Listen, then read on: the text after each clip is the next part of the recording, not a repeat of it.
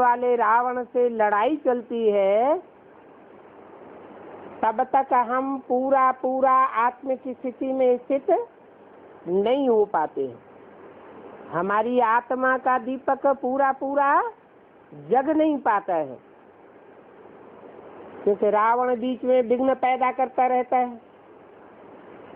युद्ध करने में टाइम वेस्ट हो जाता है और हमारी आत्मा का दीपक या तो उंधिया जाता है या तो बुझ जाता है। इसलिए हम पहले दीपावली नहीं मना सकते। पहले 10 शीशों का हरण करें, फिर दीपावली मनाएं। ये दीपावली क्यों मनाते हैं? इसलिए मनाते हैं क्योंकि देवताओं की ताजपोशी होती है।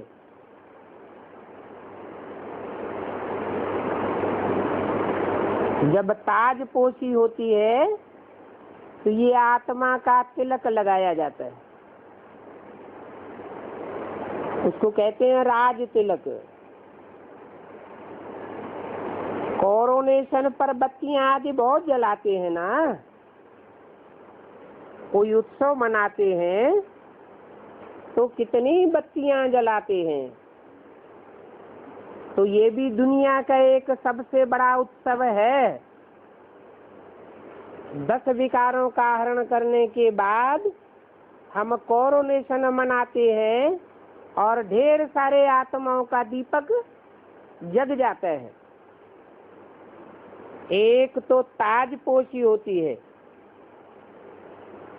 और फिर दूसरा कहा जाता है घर घर में दीपमाला। हर परिवार में दीपक जग जाते हैं। घर घर में दीपक माला।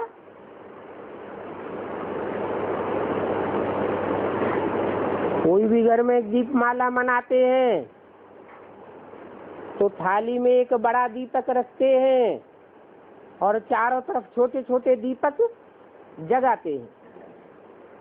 ये कहाँ की यादगार है? हमारे ब्राह्मण परिवार की ही यादगार है। जब ब्राह्मण परिवार संपन्न स्टेज में पहुंचते हैं, 9 प्रकार के ब्राह्मण गाए जाते हैं। ब्राह्मणों की 9 पुरियां गाई जाती हैं। तो प्रत्येक परिवार में एक माला दीपकों की तैयार हो जाती है, उसको कहते हैं दीपमाला। आत्मा की ज्योति हर एक की जग जाती है। अभी तो सब आत्माओं की ज्योति बुझी हुई है।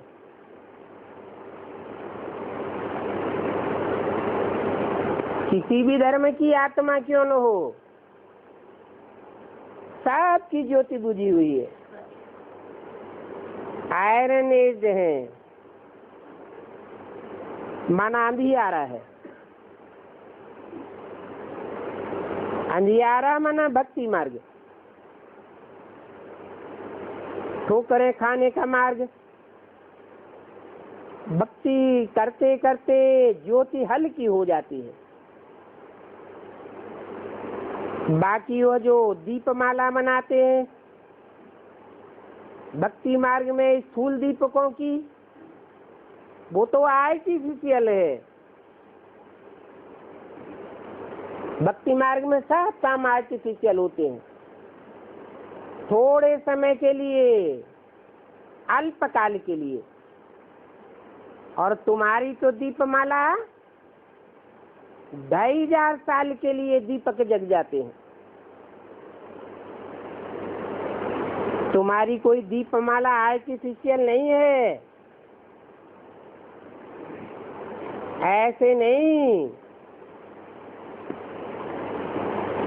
कि कोई अल्पकाल के लिए होता है।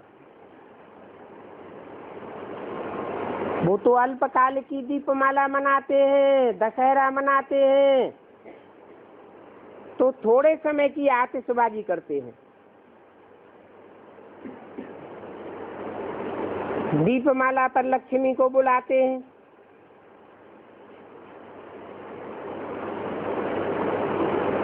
अब वहां कोई लक्ष्मी आती थोड़ी ही है,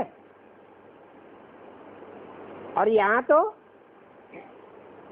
तो तुम्हारी ओरिजिनल दीपमाला है। तुम लक्ष्मी का आवाहन करते हो सच्चा सच्चा, तो वास्तव में लक्ष्मी आती है।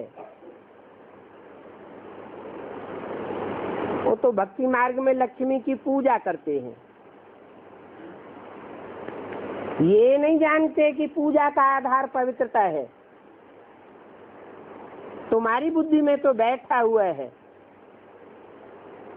कि लक्ष्मी में जितनी जन्म जन्मांतर की पवित्रता है, उतनी पवित्रता और कोई भी धारण नहीं कर पाता। तो देखो, ये दीपावली का लक्ष्मी का उत्सव है जो भक्ति मार्ग में मनाते आते हैं। भक्ति मार्ग में तो रांग है, जो भी राजा तख्त पर बैठते हैं उनका कॉरोनेशन मनाया जाता है, धूमधाम से मनाते हैं। है कहाँ की यादगार। इस समय संगम युग में रावण राज्य खलास होता है, और जब राम का राज्य शुरू होता है तो धूमधाम से ये सच्चा सच्चा कोरोनेशन मनाया जाता है। वो भक्ति मार्ग में है हद का, और ये है बेहद का। अभी बेहद का विनाश हो रहा है, भक्ति मार्ग मुर्दाबाद होता है, और सच्चा सच्चा दशहरा आबाद होना है। बाप आए अब सबकी ज्योति जगाते हैं। मनुष्य समझते हैं हमारी ज्योति बड़ी ज्योति से मिल जाएगी। दीपावली में भी ऐसे करते हैं, पहले बड़ा दीपक जलाते हैं, फिर छोटे छोटे दीपक बड़े दीपक से जलाते हैं। ब्रह्म समाजी के मंदिर में सदैव ज्योति जगी रहती है। समझते हैं जैसे परवाने ज्योति पर फेरी पहन करके फिदा हो रहे हैं, वैसे हमारी भी जो आत्मा है वो उस बड़ी ज्योति में मिल जाएगी। आत्मा ब्रह्म तत्व में समाई जाएगी। अब ऐसे तो होता नहीं, इस पर दृष्टांत भी बनाया है। अभी तुम तो हो आधा कल्प के मासूक, आशिक के ऊपर मासूक हो, आशुक हो मासूक के ऊपर। तुम आए एक मासूक पर फिदा हुए हो। यहाँ जलने की बात नहीं है। जैसे वो आशुक मासूक होते हैं तो एक दो के मासूक बन जाते हैं, यहाँ तो एक ही आशुक है। मासूक एक है और आशिक अनेक है। एक है मासूक, बाकी सब हैं आशुक। सभी आशुक उस एक मासूक को भक्ति मार्ग में याद करते रहे, कहते रहे हे मासूक आप आओ तो तुम्हारे पर हम बलि चढ़ जावे, तुम्हारे सिवाय और किसी को भी हमें याद नहीं करेंगे। तो तुम जानते हो ये तुम्हारा जिस्मानी लव नहीं है। उन आशुक मासूक का तो जिस्मानी लव होता है। बस एक दो की देह को देखते रहते हैं, और देखने से ही जैसे उनकी तृप्ति हो जाती है। यहाँ तो है एक मासूक, बाकी सब हैं आसुक और सभी बाप को याद करते हैं। बल कोई नेचर आदि को भी मानते हैं, फिर भी कहते हैं हे गॉड, हे भगवान, मुख से उनके जरूर निकलता है। सब उनको बुलाते हैं, हमारे दुख दूर करो। भक्ति मार्ग में तो बहुत आसुक मासुक होते हैं, कोई किसका आसुक होगा, कोई किसका आसुक होगा। हनुमान के देखेंगे तो ढेर आसुक मिलेंगे।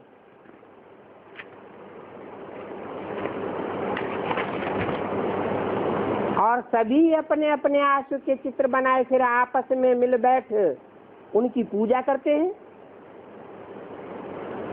2167 की वाणी का दूसरा पेज। पूजा करके फिर मासूक को जाए डुबो देते हैं। अर्थ तो कुछ भी नहीं मिलता। यहाँ तो वह बात नहीं है जो भक्ति मार्ग में होती है। ये तुम्हारा मासूक एवर गोरा है, इसको डुबोने की बात नहीं है, क्योंकि ये कब सांवरा बनता ही नहीं है। बाप मुसाफिर आए सभी को गोरा बनाते हैं। तुम भी मुसाफिर हो, दूसरे देश से आकर के यहाँ पार्ट बजाते हो। वो मनुष्य नाटक रचते हैं तो उस देश के उसी देश में ही पार्ट बजाते हैं, और तुम तो दूसरे देश से नंगे आए हो,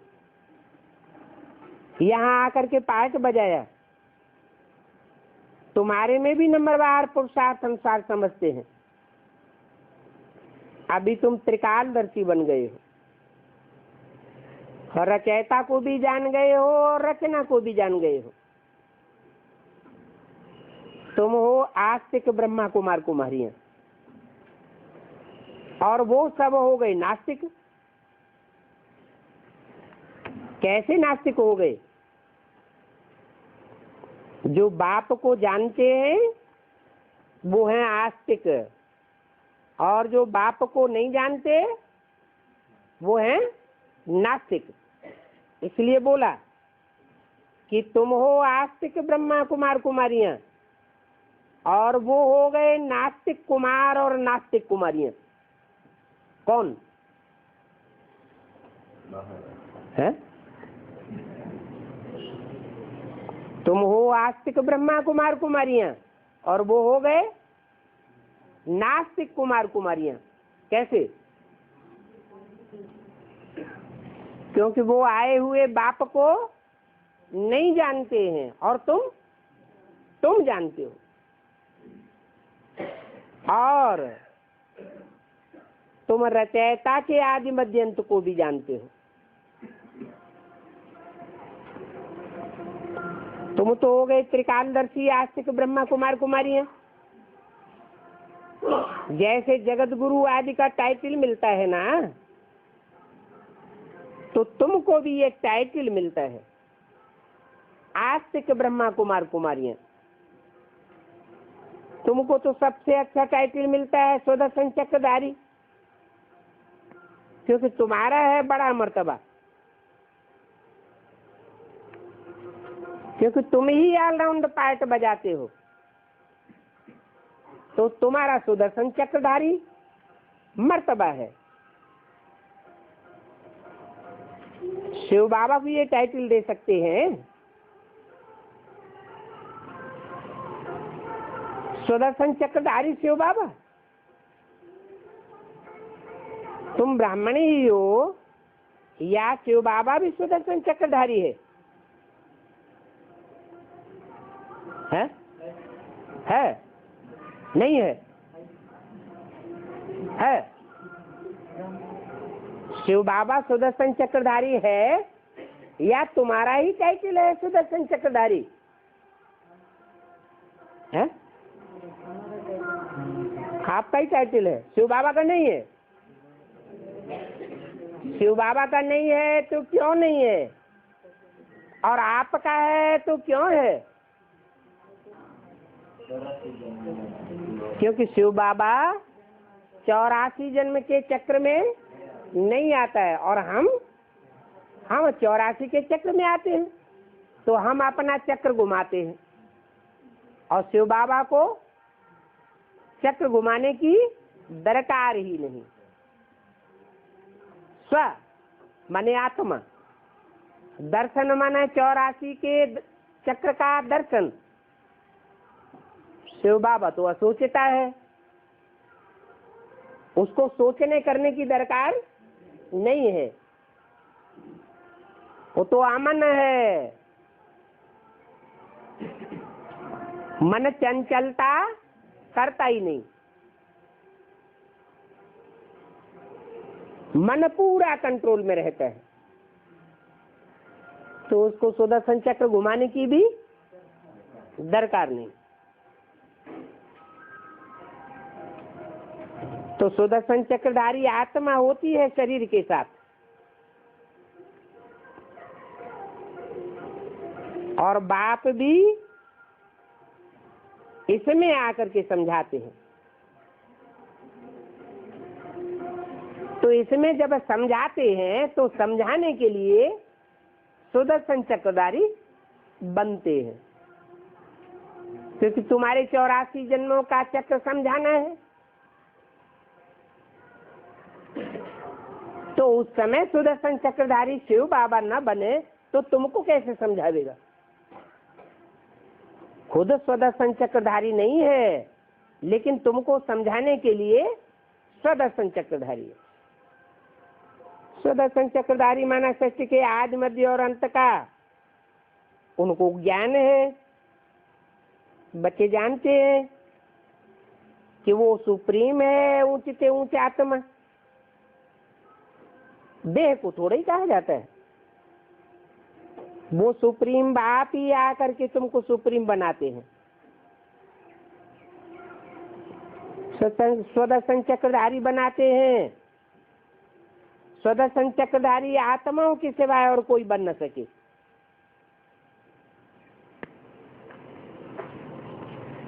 क्या मतलब?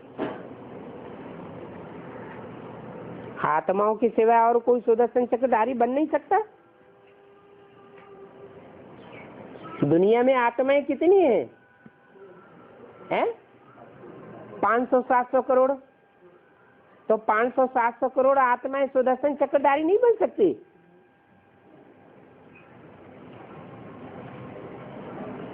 पाँच 700 करोड़ आत्माएं 84 के चक्र में आती ही नहीं। जब आती ही नहीं है तो उनका चक्र अधूरा है या उनका चक्र पूरा है? उनका चक्र तो अधूरा है। वो देह अभिमानी के देह अभिमानी ही रह जाते हैं, और तुम पूरा चक्कर लगाने वाली आत्मा 84 का चक्र घुमाने वाले सुदर्शन चक्रधारी बन जाते हो। तो तुम आत्माओं के सिवाय कोई और दूसरी आत्मा जो ऑलराउंड पार्ट नहीं बजाती है वो सुदर्शन चक्रधारी नहीं बन सकती। तो बताओ कौन सी आत्माएं हैं जो सुदर्शन चक्रधारी बनती हैं? जो ब्राह्मण धर्म में हैं। ब्राह्मण सो देवता पक्के बनते हैं। अगर पक्के ब्राह्मण नहीं बनते तो पक्के देवता भी नहीं बनते। अधूरे देवता बनते हैं तो उनके जन्म कम हो जाते हैं, 84 का चक्र लगाए नहीं सके।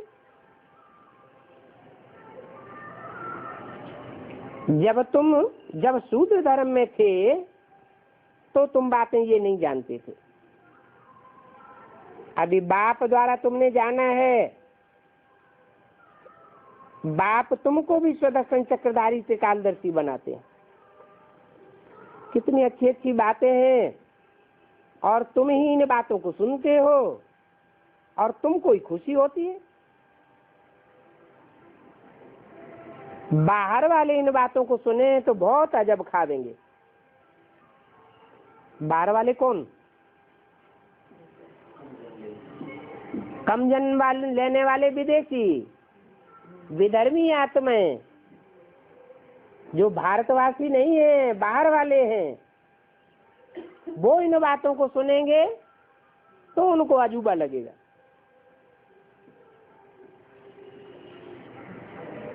तुमको तो खुशी होती है कि हम तो कितने थोड़े हैं और ये तो बहुत हैं। कौन? बाहर वाले। अच्छा, उनसे बोलो तुम भी ऐसा सुदर्शन चक्रधारी बनो, तो फिर चक्रवर्ती राजा विश्व का मालिक बन जाएंगे। बस यहाँ तो मान लेंगे और बाहर जावेंगे तो खलास।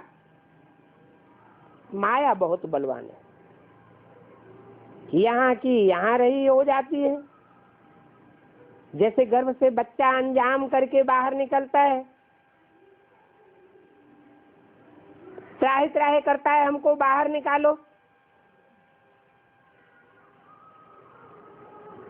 फिर भी वहां की वहां रह जाती है। गर्भ से बाहर आए और फिर पाप करने लग पड़ते हैं।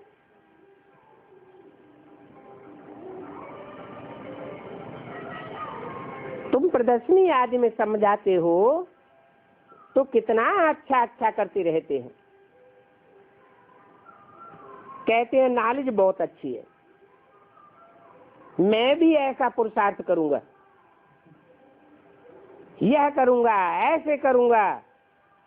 बस बाहर निकले और वहां की वहां रही।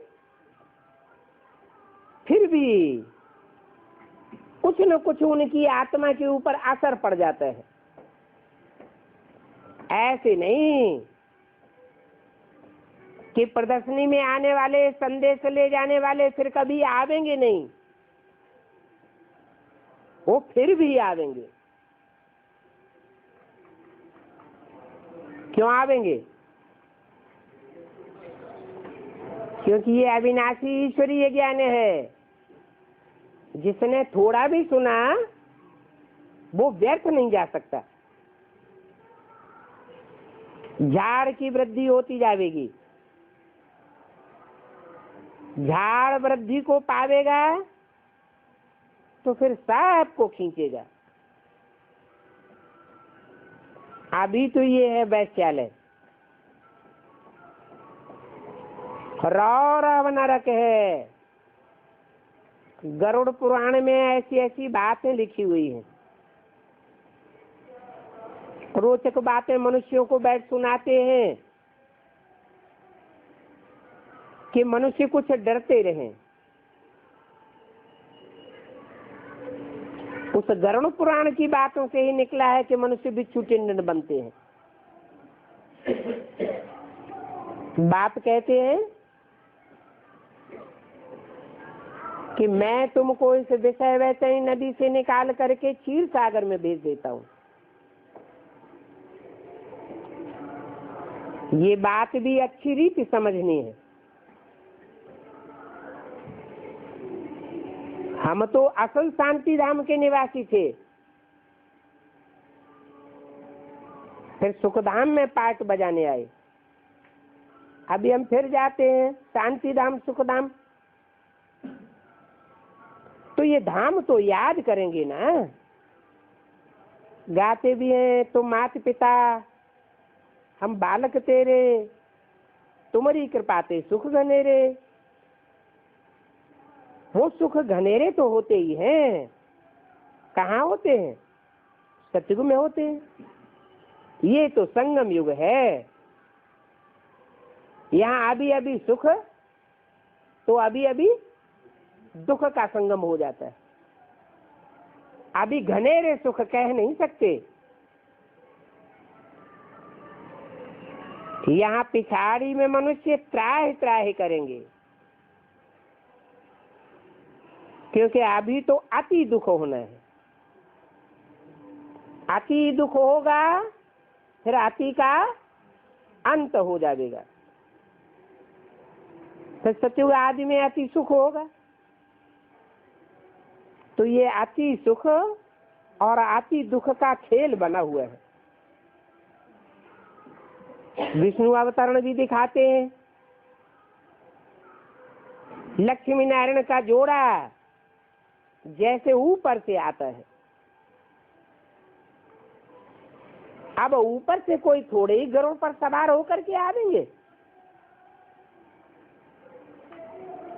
ये तो दिखाते हैं कि ऊंची स्टेज से आए। श्री कृष्ण का अवतरण भी उल्टा बताया है। ऊपर से तो हर एक आत्मा आती है, परंतु ईश्वर का अवतरण बहुत विचित्र है। वो ही आकर के भारत को स्वर्ग बनाते हैं। ऐसे नहीं कि ईश्वर आते हैं ब्रह्मा के तन में और ज्ञान सुना करके चले जाते हैं। नहीं, वो आते ही हैं भारत को स्वर्ग बनाने के लिए, तो बीच में थोड़े ही चले जाएंगे। परंतु इनका त्योहार मनाते नहीं है। अगर मालूम हो तो परमपिता परमात्मा ही मुक्ति और जीवन मुक्ति का वर्षा देता है, तो सारी विश्व में गॉड फादर का त्योहार मनाते। बेहद के बाप का मनावे तो समझे कि शिव बाबा ही लिबरेटर गाइड है।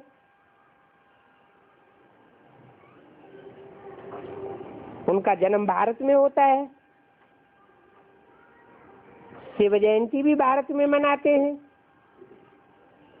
परंतु पूरी पहचान नहीं है। इसलिए महाशिवरात्रि मनाते हैं।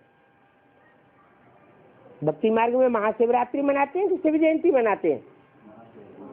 महाशिवरात्रि मनाते हैं, नहीं तो शिव जयंती मनाते हैं। पूरी पहचान नहीं है तो हॉलीडे भी नहीं मनाते। जब से पहचान थोड़ी थोड़ी शुरू हुई ब्राह्मणों की दुनिया में, तो महाशिवरात्रि की छुट्टी करना भी शुरू हुआ।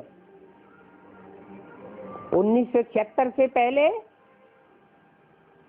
गजटेड हॉलीडे भी नहीं मनाते थे। जब बाप सर्व की सदगति करने वाला है और ये भारत उनकी जन्मभूमि है, जहां आकर के वो अलौकिक कर्तव्य करते हैं, तो उनका जन्मदिन मनाना चाहिए ना।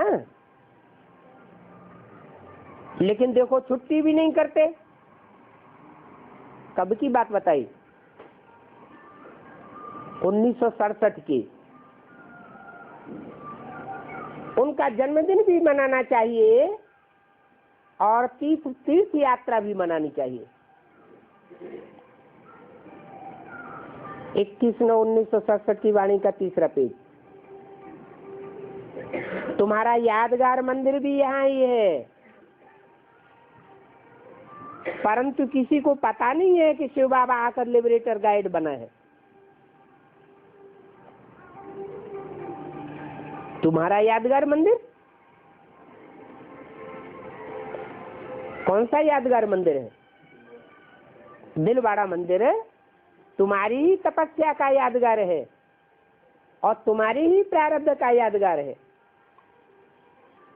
कहते भी है सब दुख से छुड़ाए सुख धाम में ले जाते हैं, परंतु समझते नहीं।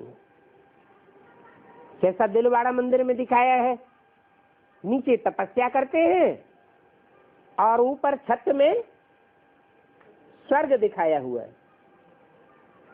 परमात्मा को सर्वव्यापी कहने से, गीता को खंडन करने से कितना महत्व तोड़ गया है। कौन कौन सी बातों से परमात्मा का महत्व तोड़ गया? एक तो गीता का भगवान कृष्ण साकार को बनाई दिया, इसलिए दूसरे धर्म वाले साकार को भगवान के रूप में मानते ही नहीं। और दूसरी बात, भगवान को सर्वव्यापी बनाई दिया, तो कोई की बुद्धि एकाग्र होने का सवाल ही पैदा नहीं होता। परंतु ये ड्रामा में नुधा हुआ है, फिर भी ऐसे ही होगा। परमात्मा को सर्वव्यापी मानेंगे और गीता का भगवान फिर भी कृष्ण बनेगा।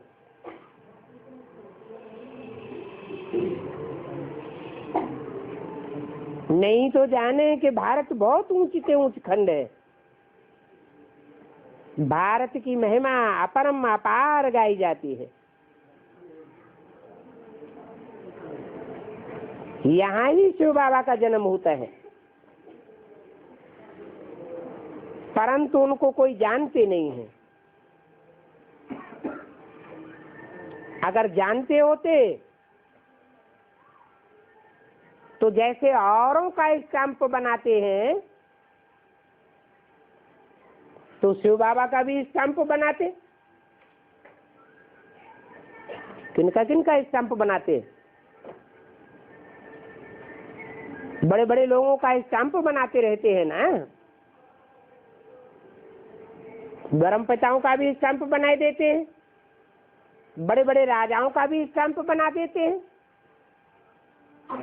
ब्रह्मा का भी स्टैंप बनाए देते हैं, भले स्टैंप बनाते हैं, परंतु वह कोई राजा ही स्थापन करने थोड़े ही आते हैं। वो कोई भी राजा ही स्थापन नहीं करते, एक बाप ही है जो उसे प्रजातंत्र की दुनिया में आकर के राजा ही स्थापन करता है। परंतु बाबा का कोई स्टैंप नहीं बनाते, औरों की तो बहुत बनाते रहते हैं। तो अब उनको कैसे समझाया जाए जो इनके महत्व का दुनिया में सबको पता पड़े। विलायत में भी जहाँ सन्यासी आदि जाए भारत का प्राचीन राजयोग सिखलाते हैं। जब तुम ये राजयोग बतावेंगे तो तुम्हारा वहां बहुत नाम होगा, तुम अच्छी तरह समझ जावेंगे। बोलो, ये राजयोग किसने सिखाया था?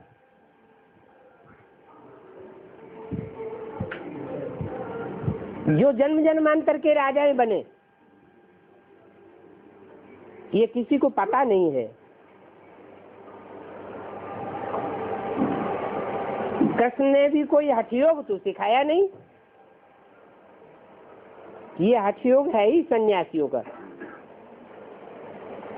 जो अच्छे अच्छे पढ़े लिखे होते हैं, जो अपन को फिलासफर आदि कहते हैं, शास्त्र बहुत पढ़े हुए हैं, वो इन बातों को समझ और सुधर जाएं, कहें कि हमने भी शास्त्र पढ़ा है, परंतु अभी बाप जो सुनाते हैं वो राइट है।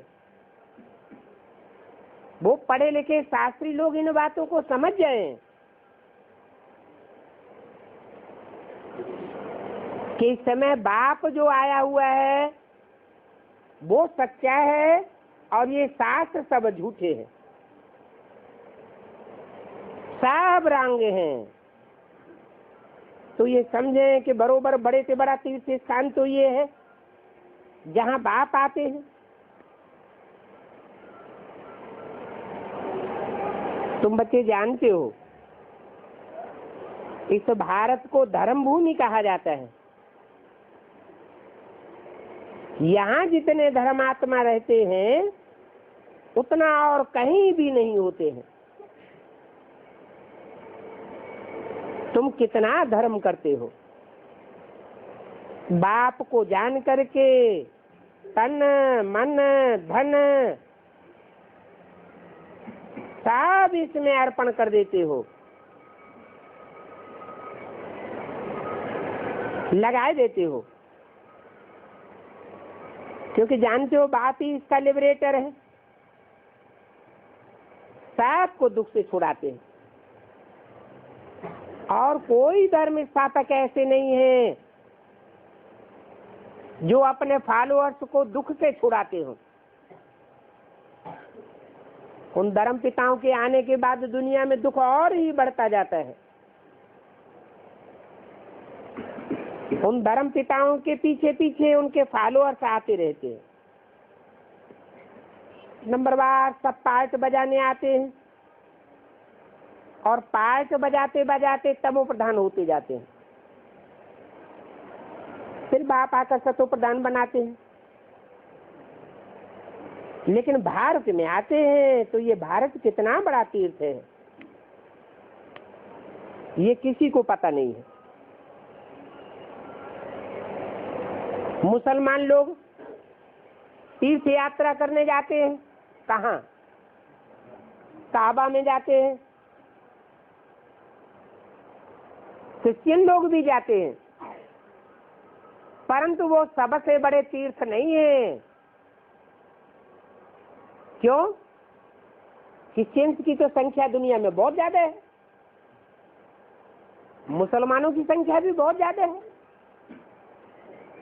तो उनके तीर्थ बड़े बड़े क्यों नहीं है? भारत तीर्थ सबसे बड़ा तीर्थ कैसे है?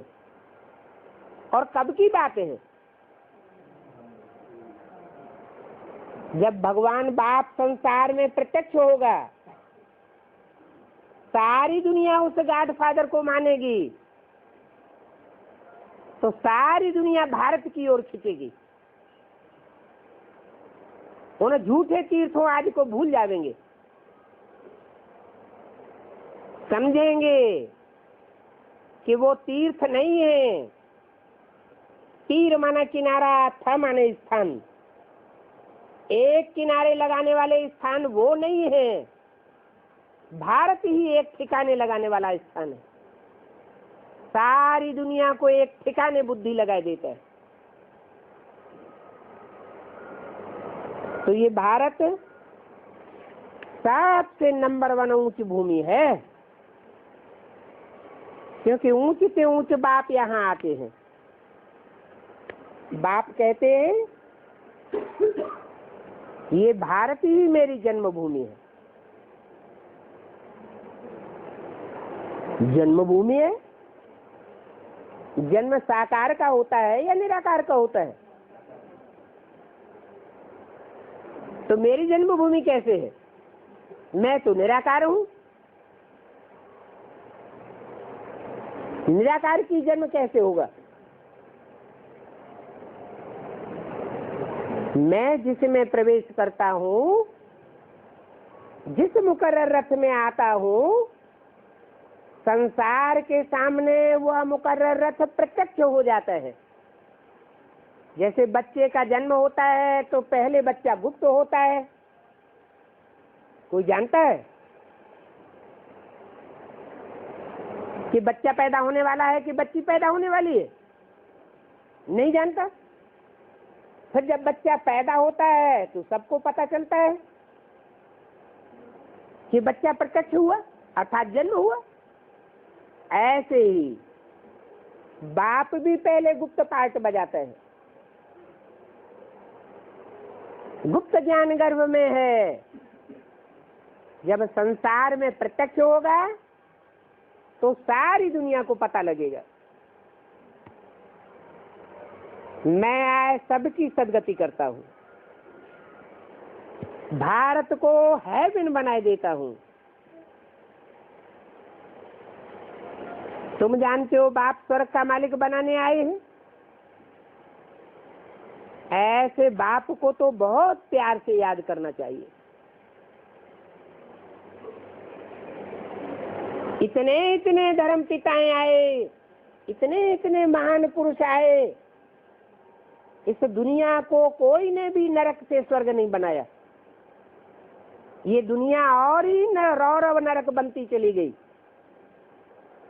अभी बाप आए हैं तो कितना प्यार से याद करो, तुमको देख और भी ऐसे ऐसे करेंगे।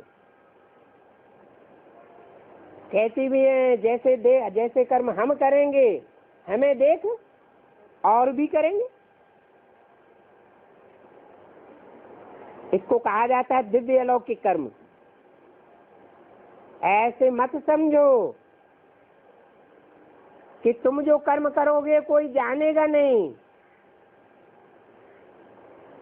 ऐसे ऐसे निकलेंगे कि तुम्हारे ये चित्र भी ले जाएंगे। अच्छे अच्छे चित्र बनेंगे तो ले जाएंगे।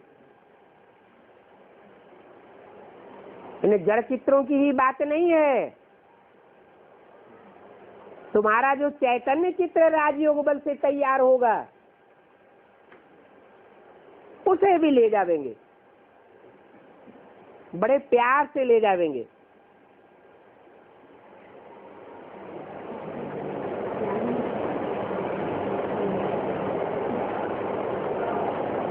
जितने भी चित्र तैयार होंगे सब चित्रों को ले जाएंगे, स्टीमर करके ले जाएंगे।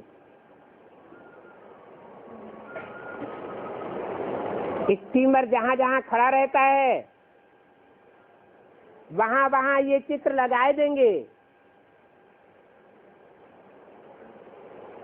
प्रदर्शन करेंगे। तुम्हारे चेहरे से चित्र की, चरित्र की और बाप की प्रत्यक्षता हो जाएगी। तुम्हारी बहुत सर्विस होनी है और तुम्हारे ढेर चित्र बनेंगे।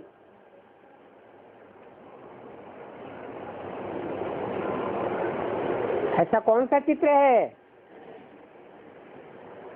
जो भारत में ही नहीं विदेशियों की खुदाइयों में भी मिला है और ढेर की ढेर तादाद में मिला है?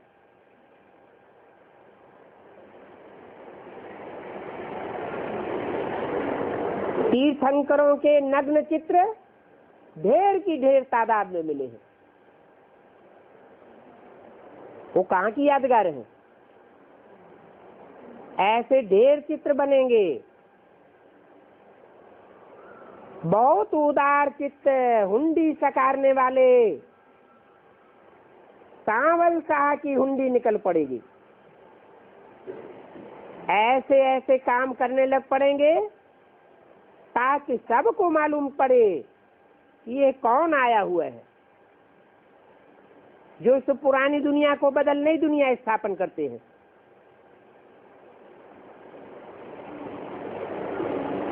तुम्हारी भी पहले तुच्छ बुद्धि थी,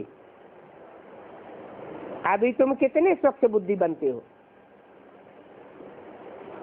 जानते हो।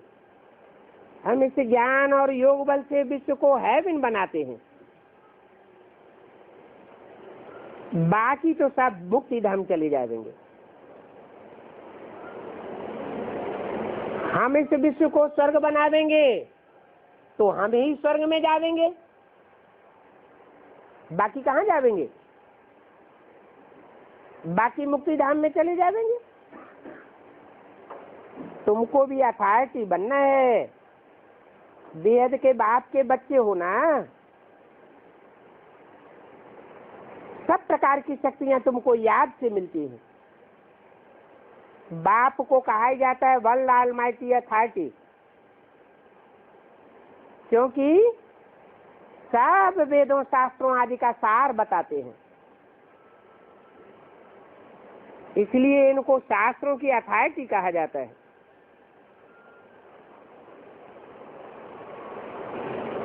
तो कितना उमंग उत्साह रहना चाहिए सर्विस का।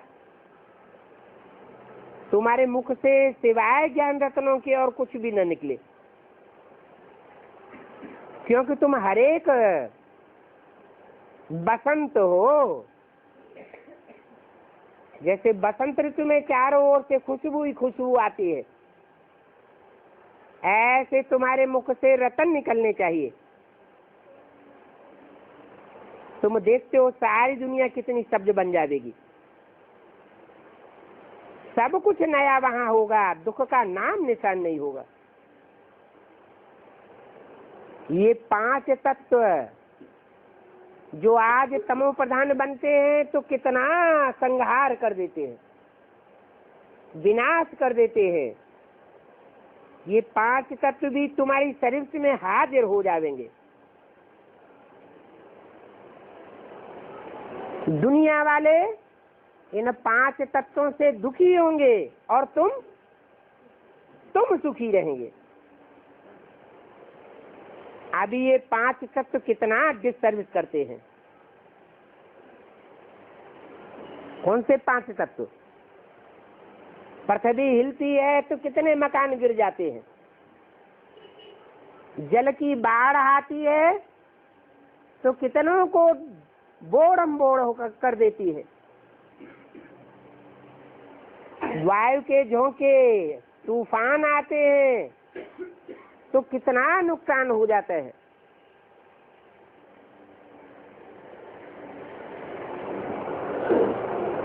लेकिन जब तुम्हारी आत्मा सतो प्रधान बन जाएगी तो ये 5 तत्व भी तुमको नुकसान नहीं पहुंचावेंगे, तुम्हारे लिए सुखदायी हो जाएंगे।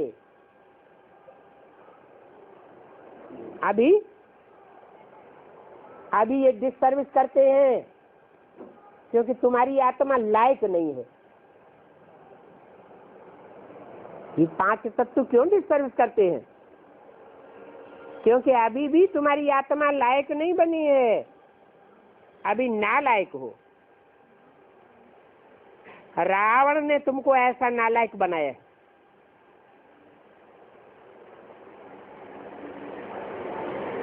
रावण तो बहुत चालाक है, खुद इन 5 तत्व रूपी देवताओं को अपनी पाटी से बांध के रखता है, अपने आड़े पर चलाता है और हमको दुख देता है।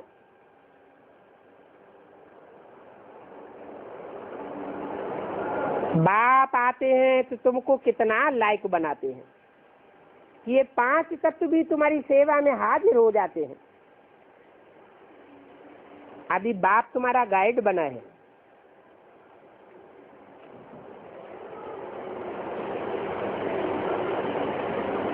जहां नई दुनिया में तुमको ले जाते हैं उस नई दुनिया का भी तुमको साक्षात्कार कराते हैं। मनुष्य तो न घर को जानते हैं, न बाप को जानते हैं और न बाप की रचना स्वर्ग को जानते हैं। जो कुछ नहीं जानते उनको क्या कहा जाएगा? ये तो जैसे जट बुद्धि है। जट उनको कहा जाता है जो ऊंट को चलाते हैं। ये आत्मा भी जट है। जट शरीर रूपी रथ को चलाने नहीं जानती है। रावण कितना जट बुद्धि बना देते हैं, आत्मा अभिमानी से देह अभिमानी बना देते हैं। तो देखो बॉडी कॉन्सेप्ट से तुम क्या बन जाते हो और सोल कॉन्सेप्ट से तुम क्या बनते हो, कितना फर्क है। अच्छा, मीठे मीठे सिकिल्ले बच्चों प्रति रूहानी बाप दादा का याद प्यार गुड मॉर्निंग। रूहानी बाप की रूहानी बच्चों को नमस्ते।